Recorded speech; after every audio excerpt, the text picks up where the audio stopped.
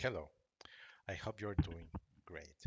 Today we are going to continue working on real-world applications using MAUI and Blazor. Now, before we continue, please remember to visit fairplaytube.pdxrica.com, click the Buy Me a Coffee icon, and select a donation of your preference. This will help us keep the videos and products free for you. Let's get started.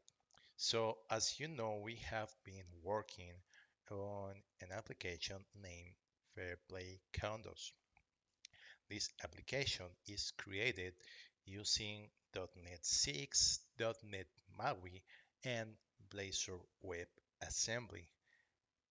It also has a shared UI and takes the advantage of C# source generators to automatically create a lot of the boilerplate code, which in turn allow us to develop high quality applications faster because we don't have to write manually a lot of repetitive code. And today, what we are going to work in is on the condominium contact maintenance. So remember, FairPlayCondos is a condominium administrator. And one of the things we are going to have is a maintenance where we will be able to add contacts for that specific condominium. So I have already created the database table, which is created in here. It is the condominium contact table, and it has condominium contact ID, which is a primary key with an identity, condominium ID, which is a foreign key to condominium ID in the condominium table, the name, the last name, surname, phone number one, phone number two, email address, job name, photo ID, which is a foreign key to the photo table, and the auditing columns. So those are the columns that we are going to have in there. Now, since this is already created, I go and compile the database to make sure that everything is okay.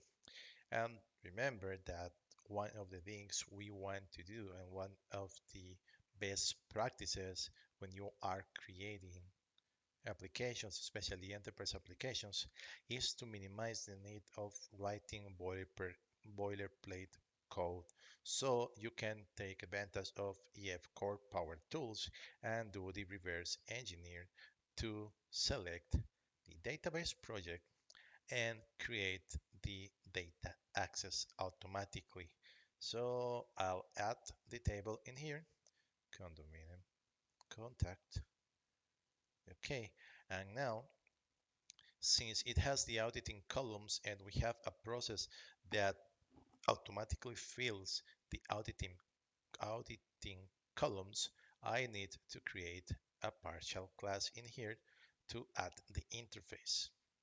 So let's see, condominium contact.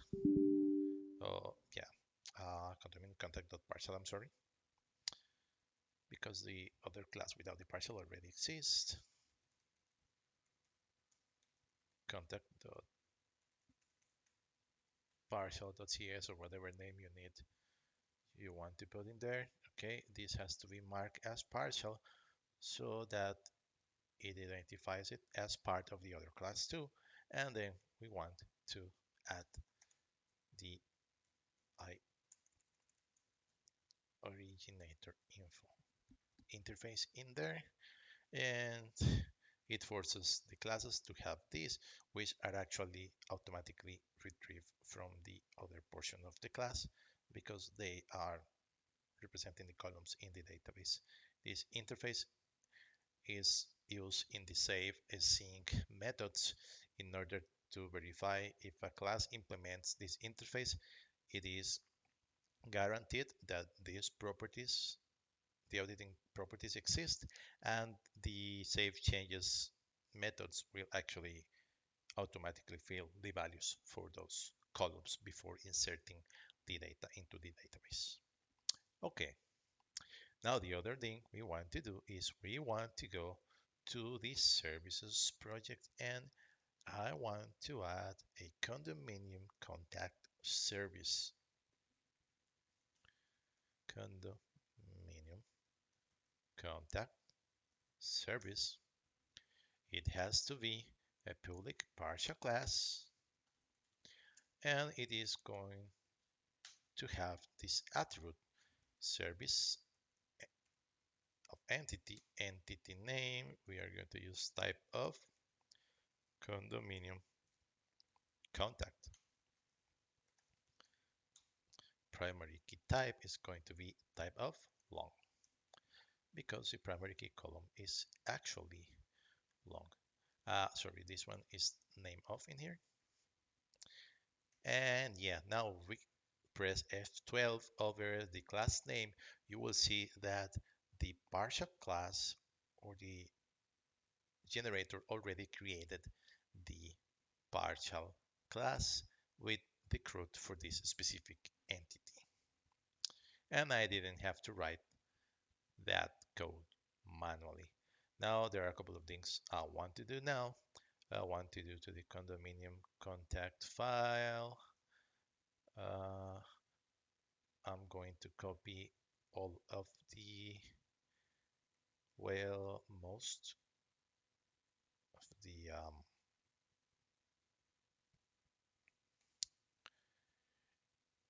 columns or properties, and I am going to my models project.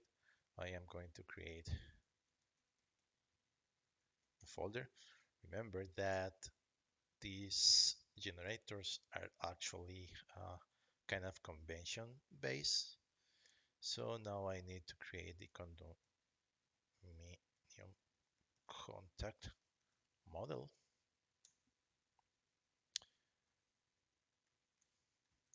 This one is going to have all of these fields. Okay, all of those. This one is used when retrieving the data, and it's also used when sending, when invoking the update of the data. Okay, I'm going to mark everything as nullable. I'm going to mark everything as required to actually, yeah, I'm going to mark everything as required. The surname, I need to verify that that doesn't have to be, that cannot be required because some countries do not use surname. Okay, let me just check the database. I believe I actually mark it as required in here. Yeah, I'll change that later. Okay, everything is required and all of those are nullable. Okay, and now I am going to create the create model. Okay, create condominium contact model, and this will have all of those properties except for the entity ID, because since it's the model for creating and that value is automatically generated by the database, this specific model does not need to have that property at all.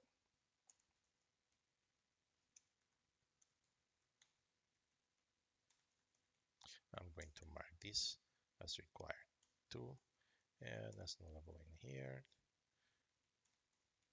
nullable, nullable. Okay, and now we'll go to my server. I'm going to add the controller in here, and I am going to name it condominium contact. Actually, I'll do it using the controller menu item, so it generates the template. Uh, condominium contact controller. Okay, this has to be marked as partial. Now, in this specific case, I only want administrators to be able to use this functionality.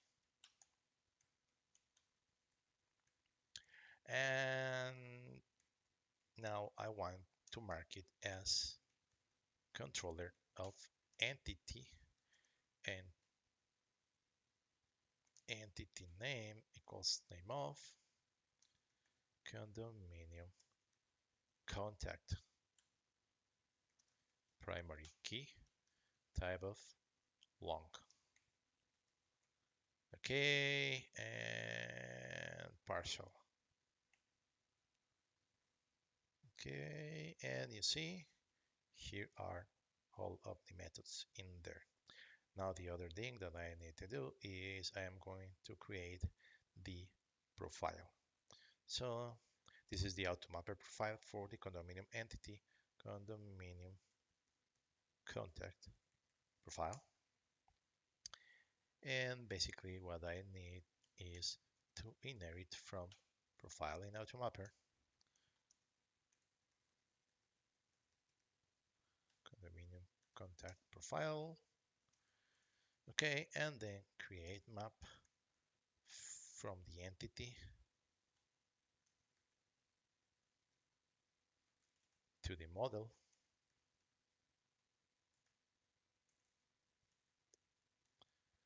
create map from the model to the entity, and create map from the create model to the entity. There is another thing that I need to do. I am going to get it from the condominium profile, this one. So we map the photo. Okay, and I'll add those properties in a second. We are forcing that every time we create a contact, it must have a photo. So let's see. Here I am going to create photo in here, photo model. Okay, this is going to be required, and we are going to mark it with validate complex type. Okay, and now let's see. The source is this one.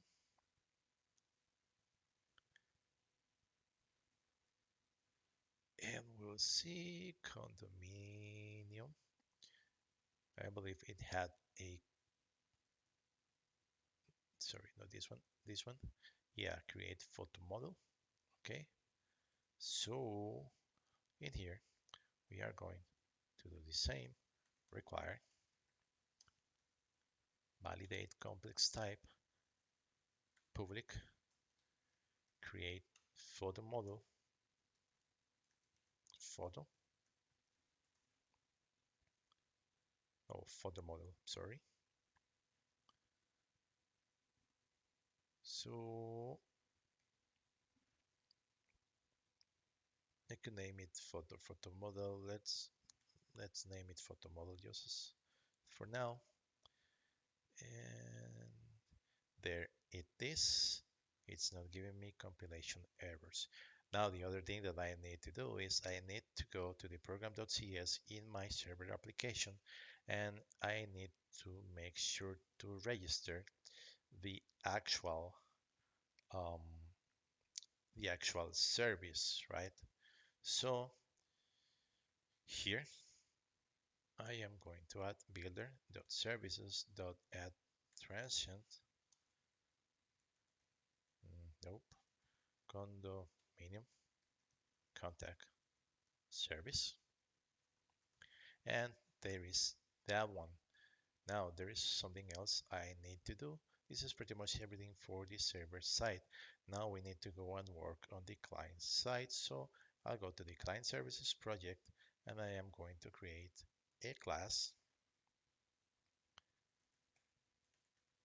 Okay, condominium contact client service.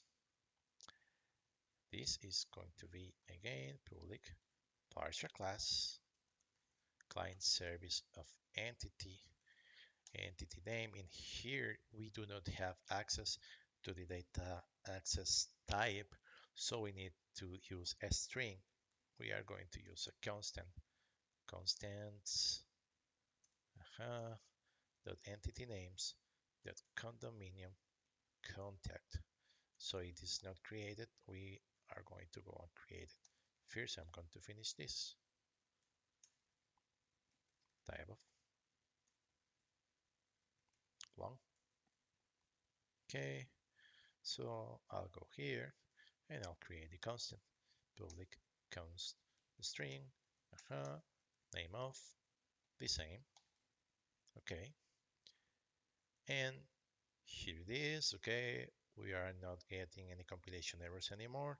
And if I hit F12 over the client service class name, you see that the client service was automatically generated. And the other thing that we need to go is to the client's configuration. This client's initialization receives videos from both the client apps, the one in .NET MAUI and the one in Blazor WebAssembly. So we register the required services from the client condominium contact client service. And that's basically it, what we will be doing for now. In the next video, we will continue with this and coding the user interface for the application and testing that everything works. Thank you for now. Remember, visit fairplaytube.pdicostarica.com, click the Buy Me a Coffee icon, and select a donation of your preference. That will help us keep the videos and products free for you. Have a great day.